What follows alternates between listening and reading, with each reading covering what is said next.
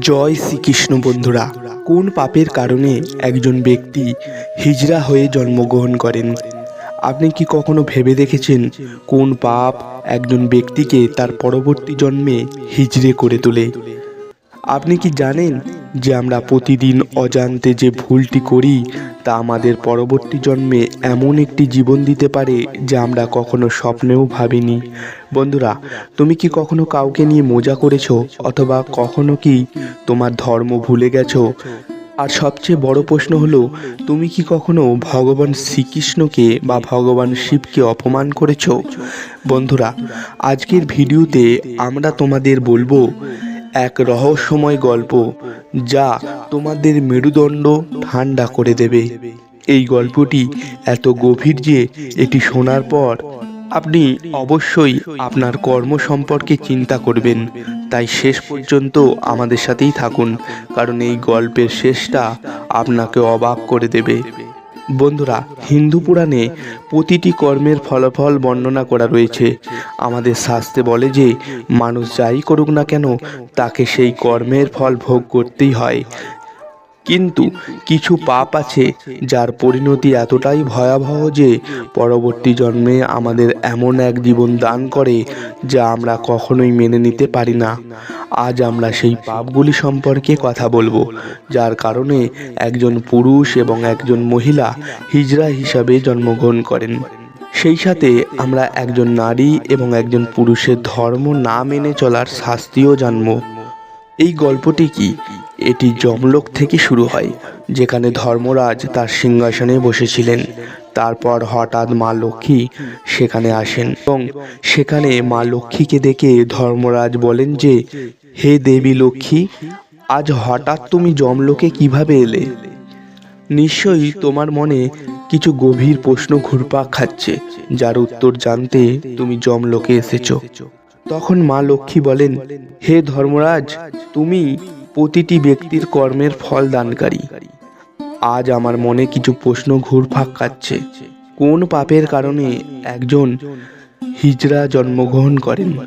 আর যে পুরুষ এবং মহিলা তার ধর্ম অনুসরণ করে না, তার কি শাস্তি হয়?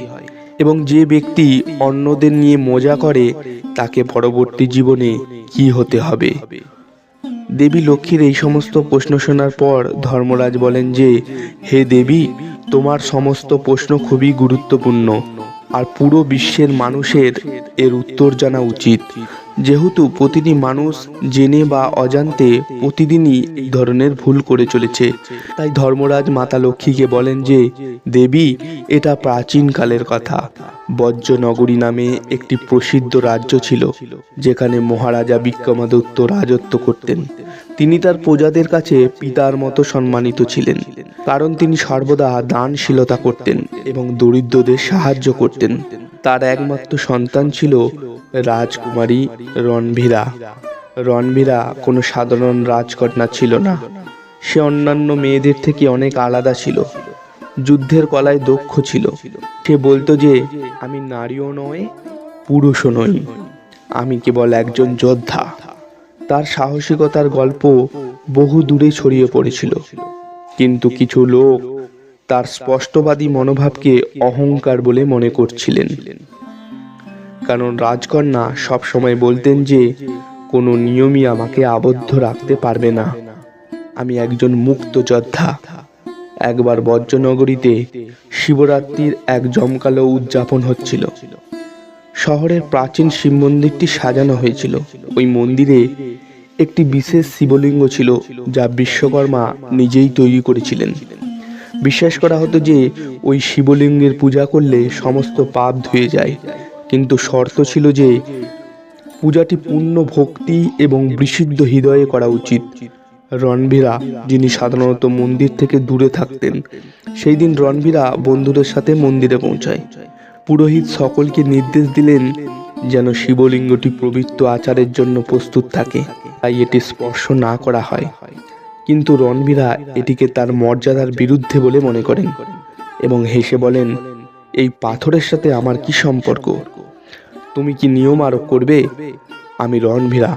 এবং সে ইচ্ছাকৃতভাবে শিবলিঙ্গে জল ঢেলেছিল, ভক্তি থেকে নয়। কেবল তার শ্রেষ্ঠত্ব দেখানোর জন্য। তারপর মন্দিরে এক অদ্ভুত নীরবতা বিরাজ করেছিল। পুরোহিত ভয়ে চিৎকার করে বললেন, রণবীরা, তুমি মহাদেবকে অপমান করেছো। কিন্তু রণবীরা হেসে উড়িয়ে দিল। সেই রাতে সে একটা ভয়াবহ স্বপ্ন দেখল। ভগবান শিব তার স্বপ্নে আবির্ভূত হন। তার কণ্ঠস্বর প্রতিধ্বনিত হলো, রণবীরা, তুমি আমার ক্ষমতাকে চ্যালেঞ্জ করেছো। তোমার অহংকার তোমাকে ডুবিয়ে দেবে। তোমার পরবর্তী জন্মে তুমি এমন একটি জীবনযাপন করবে যা তুমি কখনোই মেনে নিতে পারবে না। রণবীরা ভয়ে জেগে উঠল। তার মন অস্থির ছিল। স্বপ্ন দেখার পর রণবীরার জীবন বদলে গেল। সে সারা রাত জাগতে থাকলো, সর্বত্র শিবলিঙ্গ দেখতে শুরু করলো। সে তার বন্ধুদের জিজ্ঞাসা করত, এটা কি কোনো অভিশাপ? কিন্তু কেউই তার কথা বিশ্বাস করত না। একদিন সে শিকারের জন্য বনে গেল। সেখানে তার দেখা হলো এক তপস্বীর সাথে, যিনি শিবের একজন মহান ভক্ত ছিলেন। রণবীরা তাকে জিজ্ঞাসা করে, হে মহারাজ, দয়া করে আমাকে সাহায্য করুন। ওই মহাত্মা রণবীরাকে জিজ্ঞাসা করেন, রণবীরা, তুমি চিন্তিত কেন? তারপর সে তপস্বীকে তার পুরো গল্পটি বলে। এরপর তপস্বী বললেন, রণবীরা, তুমি যা করেছো তা কেবল ভুল নয়, বরং অহংকারের পাপ। ভগবান শিব তোমাকে ক্ষমা করার সুযোগ দিয়েছেন। তুমি যদি অনুতপ্ত হও তাহলে হয়তো তুমি অভিশাপ থেকে রক্ষা পাবে। রণবীরা জিজ্ঞাসা করলেন, সেই অভিশাপটা কি? তপস্বী একটা গভীর নিঃশ্বাস ফেলে বললেন, সেই জীবন যা নারীও নয়, পুরুষও নয়, সেই জীবন যা কেবল তার আশীর্বাদেই আপনাকে এই সমস্যা থেকে রক্ষা করতে পারে। রণবীরা জিজ্ঞাসা করলেন, মহারাজ, দয়া করে আমাকে এই পৃথিবী থেকে পালানোর উপায় বলুন। তখন সাধু বললেন, রণবীরা, তোমাকে কৈলাস পর্বতে যেতে হবে এবং সেখানে তপস্যা করতে হবে, ভগবান শিবকে সন্তুষ্ট করতে হবে। রণবীরা কৈলাসের দিকে যাত্রা শুরু করলেন। পথে তিনি অসংখ্য অসুবিধা, প্রচণ্ড ঝড়, বন্য পানির মুখোমুখি হন এবং সবশেষে বড় চ্যালেঞ্জ ছিল তার নিজের অহংকার। সমাজের চোখে আলাদা। সে ভাবতে থাকে, আমি কি ভুল করেছি? আমি যা আছি তাই ছিলাম। কিন্তু কৈলাসের কাছে আসার সাথে সাথে সে তার কৃতকর্মের জন্য অনুতপ্ত হতে শুরু করে। সে বুঝতে পারে যে সে কেবল শিবকে অপমান করেনি, বরং প্রকৃতি ও সমাজের ভারসাম্যকেও ক্ষতিগ্রস্ত করেছে। এবং তারপর সে কৈলাস পর্বতে পৌঁছে গেল। কৈলাসে পৌঁছানোর পর রণবীরা কঠোর তপস্যা শুরু করেন। বহু মাস ধরে তিনি অন্ন জল ছাড়াই শিবের ভক্তিতে ডুবেছিলেন। অবশেষে ভগবান শিব আবির্ভূত হলেন। শিব বললেন, রণবীরা, তুমি এর প্রায়শ্চিত্ত করেছ, কিন্তু তোমার পাপ ছিল গুরুতর। তোমার পরবর্তী জীবনে তোমাকে একজন হিজড়ার জীবন যাপন করতে হবে। এটি কোনো শাস্তিও নয়, বরং একটি শিক্ষা, যা থেকে আপনি বুঝতে পারবেন যে জীবনের প্রতিটি রূপই মূল্যবান। অহংকার যে কাউকে ধ্বংস করতে পারে। ধর্মরাজ বললেন, হে দেবী লক্ষ্মী, এই গল্প থেকে স্পষ্ট যে কিছু পাপ আছে যার ফল পরের জীবনে নপুংসক হিসাবে ভোগ করতে হয়। এখন আমি তোমাদের সেই পাপগুলো সম্পর্কে বলবো যা কখনোই করা উচিত নয়। আর এই সব কথা খুব মনোযোগ দিয়ে শোনা উচিত।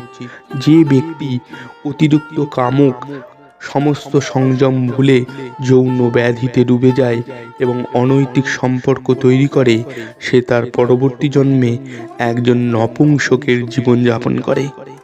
হিন্দু ধর্মগ্রন্থে সংযমকে সর্বশ্রেষ্ঠ ধর্ম হিসাবে বিবেচনা করা হয়।